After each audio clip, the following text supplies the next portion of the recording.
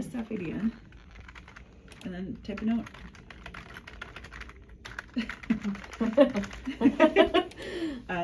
You can also pick notes. So there's some stuff in here which this list you can add to for easier notes if you want. So you click OK on that, you click OK here. In the history, it shows up here. So I think the easiest way to look at them is to preview them. So using this little preview button on the bottom, you can see it. Now let's say you called them back. Oops, that was where I wanted to go.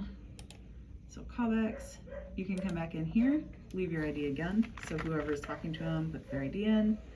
Type another note.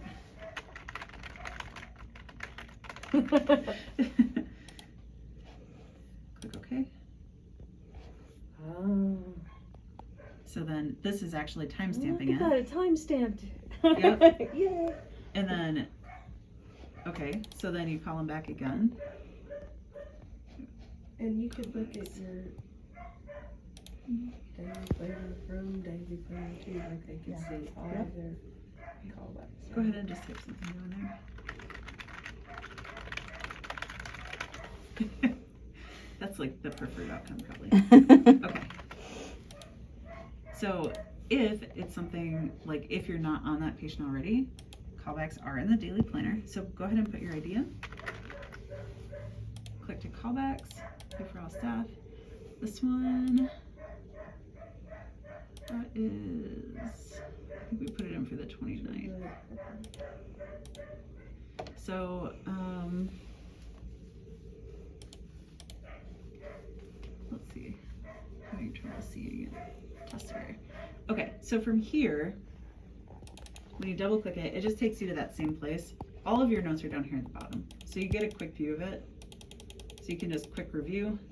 One nice thing about the daily planner is from here, you can right click, you can change the date, you can add a note from here. You can also go to the patient clipboard. So if you're starting from the daily planner, which you should be, because this is kind of like your to-do list in Cornerstone, you're like, okay, well, owner called, oh, I probably should review the file. You can come back over here, you can go to the patient clipboard, that pops it to the front.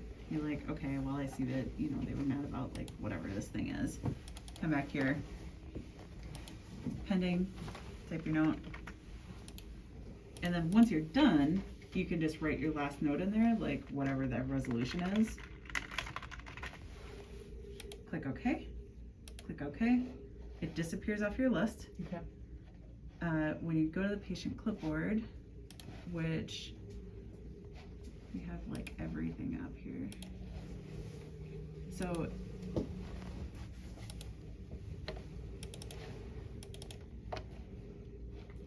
you look at your callback, which has gone down here, and you can just preview it. If you're looking in the text tab, it's also going to show, and it's going to show everything. Okay.